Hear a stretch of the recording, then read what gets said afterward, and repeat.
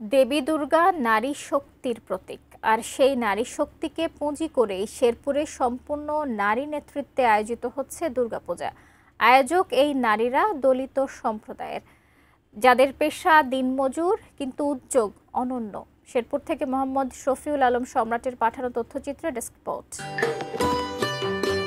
শেরপুর পৌর শহরের সাতানিপাড়া মহল্লায় ক্ষুদ্র জাতিগোষ্ঠী ও দলিত সম্প্রদায়ের মানুষের বাস। তারা পেশায় দিনমজুর, আয় রোজগারেও টানাটানি। সেই মহল্লার নারীরাই গড়ে তুলেছেন উমা সংঘ নামের একটি সংগঠন। 23 সদস্যের এই সংগঠনের সদস্যরা গত 1 বছর ধরে মহল্লায় 42টি পরিবার থেকে প্রতিদিন সংগ্রহ করছেন মুঠো ভর্তি চাল। সেই চাল বিক্রি করে সঞ্চয় প্রায় 60,000 টাকা। আর এই অর্থেই এবার হচ্ছে দুর্গাপূজার আয়োজন। স্পেশাল আবদার মানে মজার কিছু, তাই আমার সিক্রেট ম্যাগি স্বাদে ম্যাজিক ফ্রম নেসলে।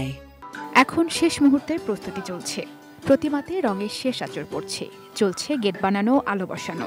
28 সেপ্টেম্বর ষষ্ঠী পূজার মধ্য দিয়ে শুরু হবে আনুষ্ঠানিকতা। এই পূজাটা তো অনেক ব্যয়বহুল খরচ হয়, সবার পরিবারের সবার সাথে কথাবার্তা বললাম যে তারা বললো যে যাও তোমরা যদি পারো করো।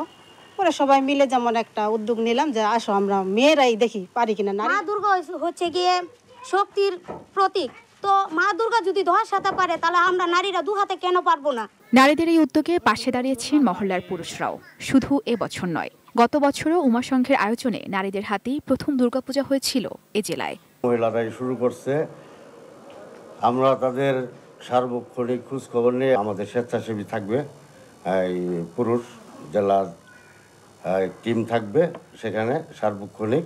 মুষ্টি চালের সঞ্চয়ে গড়ে ওঠা এই পূজা শুধু ধর্মীয় নয়, এটা নারীর আত্মনির্ভরতার প্রতীকও। Ishrat Lima, desk report, ATN news.